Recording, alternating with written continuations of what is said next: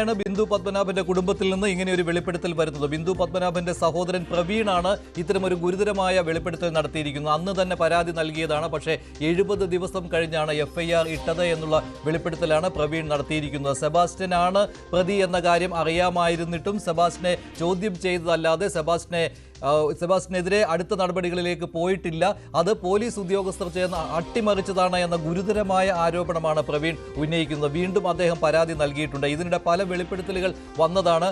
ഭൂമി മാഫിയയാണ് ബിന്ദു പത്മനാഭന്റെ തിരോധാനത്തിന് പിന്നിൽ എന്നുള്ള കാര്യം വെളിപ്പെടുത്തലിന്റെ രൂപത്തിൽ വന്നിട്ടുള്ളതാണ്. അതുമാത്രമല്ല, ആക്ഷൻ കൗൺസിലൊക്കെ ഒട്ടേറെ തവണ പോലീസിന് മുന്നിൽ വന്ന് പരാതി നൽകിയിട്ടുള്ളതാണ്. പല കാര്യങ്ങളും അവർ നേരിട്ട് അറിയിച്ചിട്ടുള്ളതാണ്. പക്ഷേ പോലീസ് ഇക്കാര്യത്തിൽ അന്നു മുതൽ 2006 ബിന്ദു പത്മനാഭനെ കാണാതായത്. അന്നു മുതൽ പോലീസ് എഴുതിയ തിരക്കഥയ്ക്ക് അനുസരിച്ചാണ് ഈ കാര്യങ്ങളിൽ അന്വേഷണം മുന്നോട്ട് പോയിക്കൊണ്ടിരുന്നത്. അതിനിടെയാണ് 3 സ്ത്രീകളെ കൂടി കാണാതായതായുള്ള പരാതികൾ വന്നത്. ഒടുവിൽ ജൈനമ്മയുടെ തിരോധാനത്തെ തുടർന്നാണ് സെബാസ്റ്റ്യൻ അറസ്റ്റിലാവുന്നതും ഇപ്പോൾ ക്രൈംബ്രാഞ്ചിന്റെ കസ്റ്റഡിയിൽ ഉള്ളതും റിമാൻഡിൽ ആയിട്ടുള്ളതും. ഇത്തരം കാര്യങ്ങൾ വരുന്നതിന് ഒട്ടേറെ കാലങ്ങൾ മുൻപ് തന്നെ ഇതേക്കുറിച്ചുള്ള പരാതികൾ ബിന്ദു പത്മനാഭന്റെ കുടുംബത്തിൽ നിന്ന് വന്നിരുന്നു എന്നുള്ള കാര്യമാണ് ഇപ്പോൾ പ്രവീൺ വെളിപ്പെടുത്തിയിരിക്കുന്നത്. ബിന്ദു പത്മനാഭന്റെ ഭൂമി തട്ടിയെടുക്കുവാനുള്ള ശ്രമം നടന്നിരുന്നു. അങ്ങനെ തട്ടിയെടുത്തിരുന്നു. കോടതി വരെ ഈ കേസ് എത്തിയതാണ്. ബിന്ദു പത്മനാഭന്റെ പേരിൽ മറ്റൊരു സ്ത്രീയെ കൊണ്ട് പണം വാങ്ങിപ്പിച്ചു എന്നുള്ള കാര്യവുമൊക്കെ കഴിഞ്ഞ ദിവസം സതീശന്റെ വെളിപ്പെടുത്തലിലൂടെ വന്നതാണ്. സതീശൻ പറഞ്ഞ കാര്യത്തിലും വൈരുദ്ധ്യങ്ങൾ ഏറെ ഉണ്ടായിരുന്നു.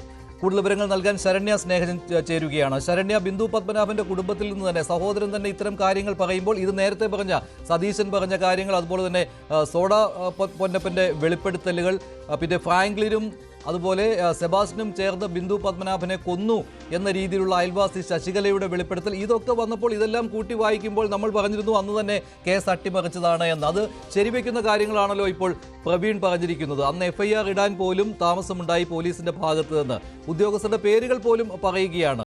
എന്താണിപ്പോൾ അന്ന് നടന്ന കാര്യങ്ങൾ? ഇപ്പോൾ അത് ഇത്രയും കാര്യങ്ങൾ വെളിപ്പെടുത്തിയിട്ടും അതിലേക്ക് അന്വേഷണം പോകുന്നുണ്ടോ?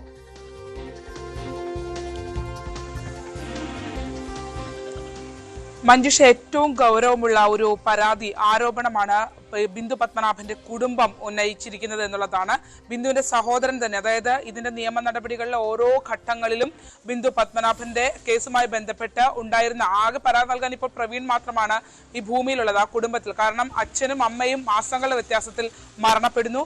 പവർ ഓഫ് അറ്റോണി, ബിന്ദുവിന്റെയും പ്രവീണിന്റെയും പേരിലുള്ള പവർ ഓഫ് അറ്റോണി, സ്വത്തുക്കളുടെ മുഴുവൻ ഉടമസ്ഥാവകാശം ബിന്തു പത്മനാഭനിലേക്ക് പവർ ഓഫ് അറ്റോണിയായി മാറ്റപ്പെടുന്നു. അതായത് 2 മക്കളുടെയും പേരിൽ എഴുതി വെച്ചിരുന്ന സ്വത്തുക്കൾ പവർ ഓഫ് അറ്റോണിയായി ബിന്ദു പത്മനാഭന്റെ പേരിലേക്ക് വീണ്ടും മാറ്റി എഴുതുകയും ആ മാറ്റി എഴുതപ്പെട്ട് 4ാമത്തെ ദിവസം ബിന്ദു പത്മനാഭന്റെ അച്ഛൻ മരണപ്പെടുകയുമാണ്.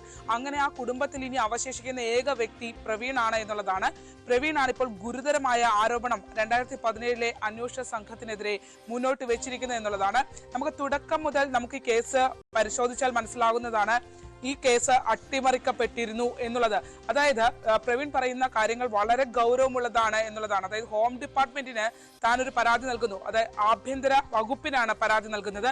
അവിടുന്ന് ഫയൽ നമ്പർ ഇട്ടു വന്ന ഒരു കേസാണ്. ആ ഫയൽ നമ്പർ ഇട്ടു വന്ന പരാതി ഇവിടെ വന്ന് തപാൽ ഓഫീസിൽ വന്ന് വാങ്ങി പട്ടണക്കാട് SHO ആണ് അന്വേഷണ ഉദ്യോഗസ്ഥൻ. അവിടെ നിന്നും കുത്തിയതോട് SHO ആണ് അന്വേഷണ ഉദ്യോഗസ്ഥൻ. ഷാജി മോൻ എന്ന വ്യക്തിയായിരുന്നു. അദ്ദേഹത്തിന്റെ കയ്യിൽ നിന്നും കൈവശം വാങ്ങിയാണ് FIR ഇടുന്നതിന് വേണ്ടി പട്ടണക്കാട്, അത്ര പോലും ലാഗ് ഉണ്ടാവാതിരിക്കാൻ വേണ്ടിയാണ് പട്ടണക്കാട് പോലീസ് സ്റ്റേഷനിലേക്ക് ഇത് കൊണ്ട് SIക്ക് നൽകുന്നത് എന്നുള്ളതാണ്. ബൈ ഹാൻഡ് കൊടുത്ത ആ ഒരു ഓർഡർ, ആ ഒരു പരാതിയിന്മേൽ FIR ഇടാനായിട്ട് പോലീസിന് 70 ദിവസം ലോക്കൽ പോലീസിന് വേണ്ടി വന്നു എന്നുള്ളതാണ്. അതായത് സെബാസ്റ്റ്യനെ സംബന്ധിച്ച് നമുക്കറിയാം, ഇപ്പോൾ അന്വേഷണ സംഘം സെബാസ്റ്റ്യനെ എത്ര ചോദ്യം ചെയ്തിട്ടും സെബാസ്റ്റ്യനിൽ നിന്നും കാര്യങ്ങൾ പുറത്തേക്കെടുക്കാൻ കഴിയാത്ത രീതിയിൽ അയാൾ ടൂണ്ടാണ് എന്നുള്ളതാണ്. അതുപോലെ തന്നെയാണ് അന്ന് സംഭവിച്ചത്. അതായത് 70 ദിവസത്തെ ഗ്യാപ്പ് ആഭ്യന്തര വകുപ്പിൽ നിന്ന് നേരിട്ട് ഫയൽ നമ്പർ ഇട്ട് വന്ന ഒരു കേസിൽ FIR രജിസ്റ്റർ ചെയ്യാൻ 70 ദിവസം വേണ്ടി വന്നു പട്ടണക്കാട് പോലീസിന് എന്നുള്ളതാണ് പ്രവീൺ ആരോപിക്കുന്നത്.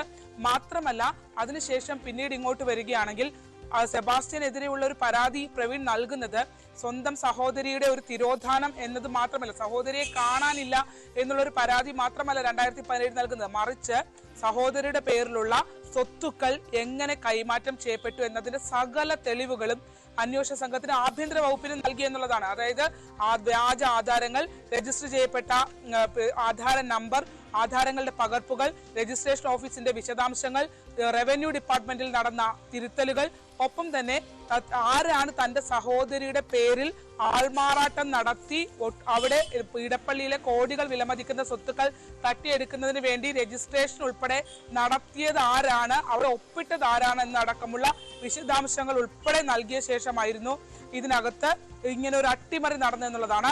അതായത് ആ കേസ് പോലീസിന്റെ മുന്നിലേക്ക് വരുമ്പോൾ വെറും ഒരു മിസ്സിംഗ് കേസല്ല, ആ സ്ത്രീ അപായപ്പെട്ടിട്ടുണ്ടാകും, ജീവനോടെ ഉണ്ടാവില്ല എന്നുള്ള സകല തെളിവുകളും നൽകുന്ന രീതിയിലുള്ള ഒരു പരാതിയാണ് അട്ടിമറിക്കപ്പെട്ടു എന്നാണ് പ്രവീൺ ഇപ്പോൾ പറയുന്നത്. മഞ്ജുഷ്, ശരണ്യ, ഇതിനകത്ത് കഴിഞ്ഞ ദിവസം സതീശൻ നടത്തിയ വെളിപ്പെടുത്തലുകളുണ്ടല്ലോ, അതിന് വിരുദ്ധമായിട്ടുള്ള കുറെ കാര്യങ്ങളെങ്കിലും ഇദ്ദേഹത്തിന്റെ പ്രവീണിന്റെ ഈ വെളിപ്പെടുത്തലുകളിൽ ഉണ്ടല്ലോ. അതിൽ സതീശൻ സ്വയം രക്ഷപ്പെടുത്തുന്നതിന് വേണ്ടി കുറെ കാര്യങ്ങൾ ചമയ്ക്കുകയായിരുന്നുവല്ലോ. സതീശൻ ഒരു സ്ത്രീയുടെ കാര്യം പറഞ്ഞിരുന്നു, ബിന്ദു പത്മനാഭൻ പണം വാങ്ങി കോടതിയിൽ കെട്ടിവെച്ച പണം വാങ്ങി, അങ്ങനെ ആ സ്ഥലത്തിന്റെ പണം ബിന്ദു പത്മനാഭൻ തന്നെയാണ് വാങ്ങിയത് എന്നൊക്കെ സതീശൻ പറയുമ്പോൾ, എന്നാണ് ബിന്ദു പത്മനാഭനെ കാണാതായത് എന്ന് പോലീസ് സ്ഥിരീകരിച്ച വർഷവും ഈ പറയുന്ന സതീശൻ പറഞ്ഞ വർഷവും തമ്മിലൊക്കെ വ്യത്യാസം വരുന്നുണ്ട്. ഇതിൽ ഏത് കാലത്തെ കാര്യമാണ് ഇപ്പോൾ ഇദ്ദേഹം പറയുന്നത്, പ്രവീൺ പറയുന്നത്? എന്നാണ് അദ്ദേഹം പരാതി കൊടുത്തത്? ഈ ബിന്ദു പത്മനാഭനെ കാണാതായി ഉടൻ തന്നെയാണോ? അത് 2006-2007 വർഷത്തിലായിരുന്നുവല്ലോ. അപ്പോൾ ആ സമയത്ത് ഈ സതീശനെ പോലെയുള്ളവരുടെയൊക്കെ ഇടപാടുകളൊക്കെ പ്രവീൺ പറഞ്ഞിട്ടുണ്ടായിരുന്നു.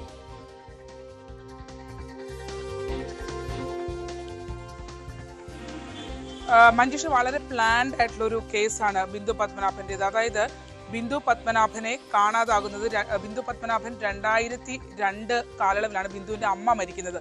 അമ്മ മരിച്ചതിന് ശേഷം മാസങ്ങളുടെ വ്യത്യാസത്തിൽ അച്ഛനും മരണപ്പെടുന്നു. 2002 മുതൽ സെബാസ്റ്റ്യന്റെ സാന്നിധ്യം ബിന്ദു പത്മനാഭന്റെ കേസിൽ ഉണ്ടായിരുന്നു എന്നുള്ളതാണ് ഈ അന്വേഷണ സംഘം പിന്നീട് കണ്ടെത്തിയിട്ടുള്ളത്. അതായത് 2002 ഈ അമ്മ മരിച്ചതിന് ശേഷം ഈ രണ്ട് മക്കളുടെയും, ബിന്ദുവിന്റെയും പ്രവീണിന്റെയും പേരുണ്ടായിരുന്ന സ്വത്തുക്കൾ പവർ ഓഫ് അറ്റോർണി മുഖാന്തരം ബിന്ദുവിന്റെ പേരിലേക്ക് മാറ്റപ്പെടുന്നു. ആ ബിന്ദുവിന്റെ പേരിലേക്ക് മാറ്റപ്പെട്ടു, അതായത് അമ്മ മരിച്ച മാസങ്ങൾക്കുള്ളിൽ തന്നെ അച്ഛന് മരണപ്പെടുക എന്നുള്ളതാണ്. ഈ പത്മനാഭ പിള്ള എന്ന ബിന്ദുവിന്റെ അച്ഛൻ മരണപ്പെടുന്നു. അതിൽ തന്നെ ഇത് മാറ്റപ്പെട്ട ദിവസം എന്ന് പറയുന്നത്, പവർ ഓഫ് അറ്റോർണി മാറ്റപ്പെട്ട് 4ാമത്തെ ദിവസം അച്ഛൻ ഹൃദയാഘാതം മൂലം മരണപ്പെട്ടു എന്നുള്ളതാണ് നമുക്ക് ലഭ്യമായിട്ടുള്ള വിശദാംശങ്ങൾ. ഒപ്പം തന്നെ ആ ഡേറ്റ് നമുക്ക് സ്ഥിരീകരിക്കാനും പറ്റിയിട്ടുണ്ട്. അതിനുശേഷം ബിന്ദുവിന്റെ സ്വത്ത്, കുടുംബ വീടായ പവർ ഓഫ് അറ്റോർണി ബിന്ദുവിന്റെ കയ്യിലേക്ക് വന്ന ശേഷം ബിന്ദുവിന്റെ കുടുംബ വീടായ കടക്കരപ്പള്ളിയിലെ ഭൂമി വിൽക്കപ്പെടുന്നു എന്നുള്ളതാണ്. ആ ഭൂമി വിറ്റതിന് ശേഷം, അതായത് കടക്കരപ്പള്ളിയിലെ ഭൂമി വിറ്റതിന് ശേഷം പിന്നീട് ബിന്ദുവിന്റെ സഹോദരനെതിരെ ഒരു പരാതി ബിന്ദുവിൻ്റെതായി ഫയൽ ചെയ്യപ്പെടുന്നു എന്നുള്ളതാണ്. ഹൈക്കോടതിയിൽ നിന്നും ഒരു പ്രശ്നവുമില്ലായിരുന്ന സഹോദരനെതിരെ ബിന്ദു സ്വത്തുക്കളുടെ പേരിൽ തനിക്ക് ജീവന് വരെ ഭീഷണിയുണ്ടെന്ന് പറഞ്ഞൊരു പ്രൊട്ടക്ഷൻ ഓർഡർ ഹൈക്കോടതി നൽകുന്നു. വളരെ പ്ലാൻഡ് ആയിട്ടാണ് ഈ കേസ് പോകുന്നത് എന്നുള്ളതാണ്. ആ പ്രൊട്ടക്ഷൻ ഓർഡർ വന്നതിന് ശേഷം പ്രവീണുമായി തെറ്റുന്നു എന്നുള്ളതാണ്.